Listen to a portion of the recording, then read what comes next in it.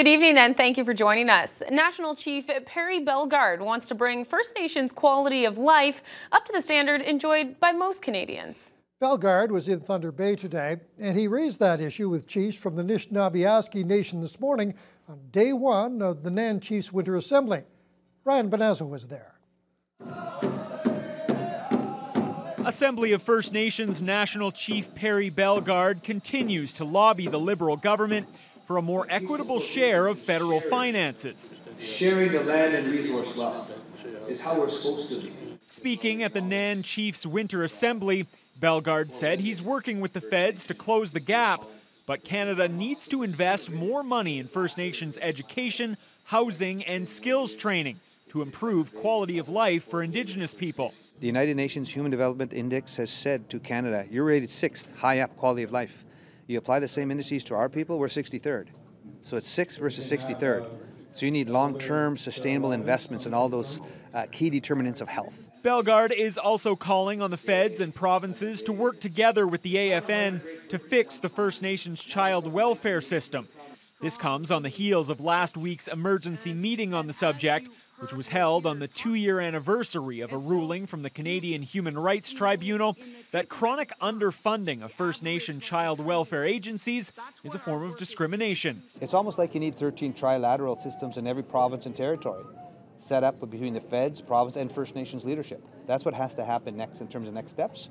And then at the same time, the ultimate goal will be First Nations Child and Family Services legislation under First Nations law, First Nations jurisdiction, in order to make sure that the priority is keeping children in their homes, in their communities, and their families. The 3 words in the room, unity, strength, and success. We represent 49 communities, and whenever they come together, it's, they present a very powerful voice with a united voice, and that's how we're able to begin to move the yardsticks forward on these issues. Day 2 of the Chiefs Assembly features an update regarding recommendations from the 7 Youth Inquest, as well as presentations on healthcare and policing. And Wednesday's agenda is highlighted by an address from Premier Kathleen Wynne. Ryan Benazzo, TBT News. A vigil was held last night in honor of the late Barbara Kentner.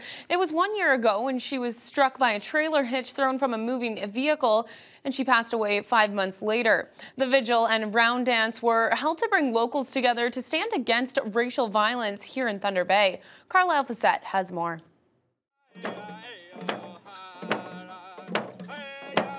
Songs and dancing, words of strength and support. We are strong, and we will not give in to racial hatred. Kichimigwich for your strength, and thank you for your bravery. The words and rhythms can't bring Barbara Kentner back, but on the anniversary of her attack at the very intersection where it took place, over 100 people came together for a vigil to honor her memory and stand against racial violence in the city. We saw that there were people here of many backgrounds, and when we, like I said, reclaiming that space and standing up and saying that this is not okay. Racism is such a big issue in Thunder Bay, and I really don't know what the solution is to stop it, because we've been trying stuff and it hasn't stopped. So I don't really know what to hope to come out of this. For Barbara's sister, Melissa, the consequences of her death are still with her every day. Today, I'm still dealing with comforting her daughter. Her daughter cries almost every night for her mother. And it's really hard, but still, she's trying. She's trying to, be strong and trying to let her mom go, but it's still very hard. Melissa says she often gets tagged on social media in articles relating to her sister's death and the ongoing court case, leading her to largely stay offline. I've been blocking myself out from pretty much everybody, and I don't really go on Facebook as much anymore. I just can't, I just can't deal with it. Carlisle Facette, TBT News. The Simpson Street BIA is no more. At a brief meeting last night, Thunder Bay City Council voted to dissolve the business improvement area due to a lack of participation. And one member of council says he wants to see new faces on city committees. Charlie Lee has more. On paper, business improvement areas are organizations meant to improve the condition of Thunder Bay's small business districts. But a BIA can only function when it has members. Letters were sent to every member of the BIA back in 2016 trying to see whether or not we could revive the BIA. We asked at that time for property owners to advise whether or not they were willing to continue, if they were willing to come forward and be an active part of the BIA. And we received one response, and that was that no, they were not. That information came as part of a report into the Simpson Street BIA. Council voted unanimously to dissolve the BIA after hearing about the lack of participation from area businesses. The BIA had $487 in cash and $13,000 in reserves, which will go to the city. However, the BIA was also responsible for delivering $8,400 in essential services to the area each year. Services like maintaining tree planters and paying for hydro lighting. Staff say the city will be responsible for those costs in the future. Council also approved new terms of reference for the city's official recognition committee, but Joe Verderamo wanted to know what's being done to ensure new names are being nominated to committees. That it's usually the same people that put their names forward all the time, which is great. I think that's a great thing that people show an interest in the city and the way the city works. However, I feel that to give more opportunity to the general citizenry out there, that perhaps terms on the committees might be limited in relation. For instance, if you're on the committee for 2 terms, which means it's either 6 years or 8 years, maybe at that time you might want to take a break. Staff say they're working on new ways of advertising committee opportunities to the public. Those terms of reference were approved unanimously along with a motion commending the work of the Thunder Bay District Municipal League.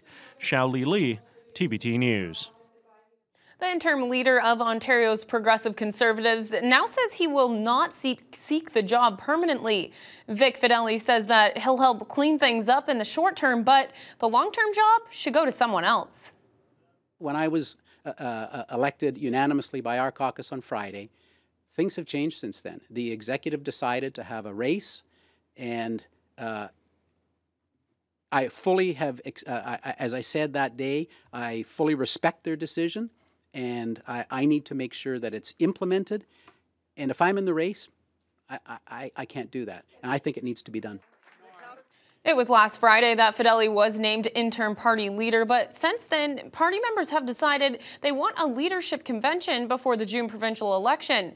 Also, party president Rick Dykstra suddenly stepped down from his post just as sexual misconduct allegations against him were made by a woman to Maclean's magazine. The legalization of marijuana in Canada is now just 5 months away, and the proposed location of Thunder Bay's first recreational marijuana dispensary is expected to be announced sometime next month. City officials met with representatives from the LCBO and the Ministry of Finance back in November. The primary purpose of the meeting was to discuss potential sightings for the pot dispensary. Linda Evans is the city treasurer and general manager of corporate services.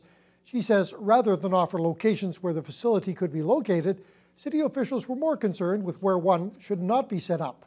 Primarily, we did not want the store to be located in proximity to our waterways, of course, away from schools, away from organizations that provide services to marginalized or at-risk individuals, and away from areas where youth frequent. Leaving that meeting, our expectation from the Ministry of Finance was that a site would be located in the city or identified in February. And our expectation is that any renovations would be carried out in the months of April and May, and that the store would be ready for opening in July.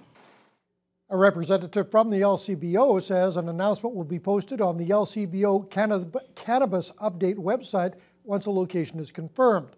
Meanwhile, the public can submit their own comments about potential locations on that site as well.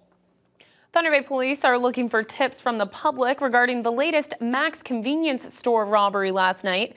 Officers were called to the Mac's on Beverly Street just after 10 o'clock. The 25-year-old male clerk says a man entered the store twice, first at approximately 10:05 and then again at 10:09. The second time he came in, he was carrying a knife and demanded money and cigarettes. The clerk complied and the suspect fled the store on foot. Fortunately, the clerk was not injured. The suspect is described as an Indigenous male, approximately 5'10", with a thin build and short black hair. He was wearing black clothing as well as red and black shoes. Anyone who can identify the suspect in the video is asked to contact City Police.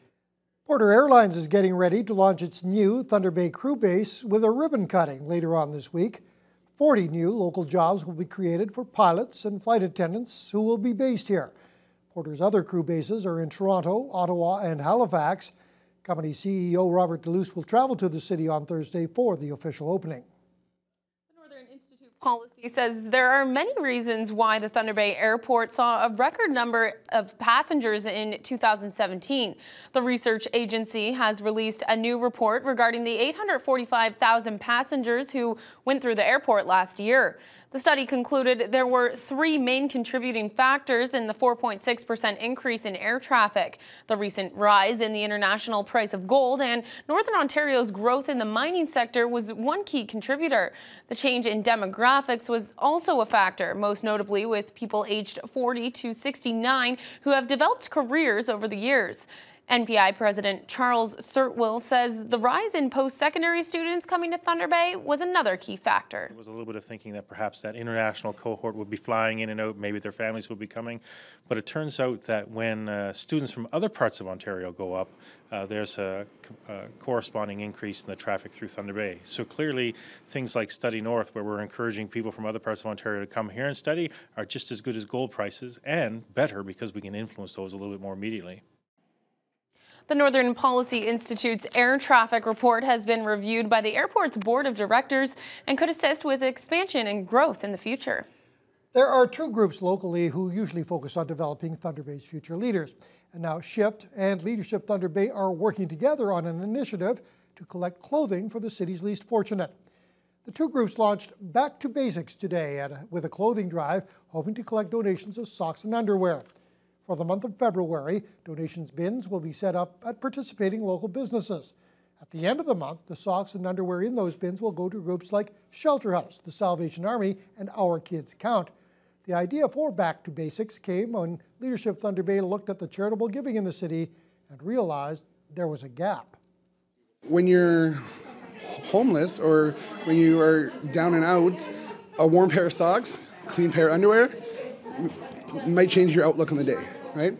And that's something desperately needed in the community, and we figured, why not? Let's do it. When it comes to February, as you know, it's very cold in Thunder Bay, and it's those basic necessities that we feel was a gap. Outerwear, food is very much provided. Everyone is very generous here in our city, but we have to just kind of step back and realize that it's these basic fundamentals that we were missing. Organizers say the goal is to collect 3,000 items between February 1st and the 28th. Bins accepting donations of socks and underwear will be at the Shift office, City Hall, Sleeping Giant Brewery, and several other locations around town until the end of February. The Thunder Bay Art Gallery has a new exhibit now on display, a story blanket, which promotes reconciliation with First Nations people.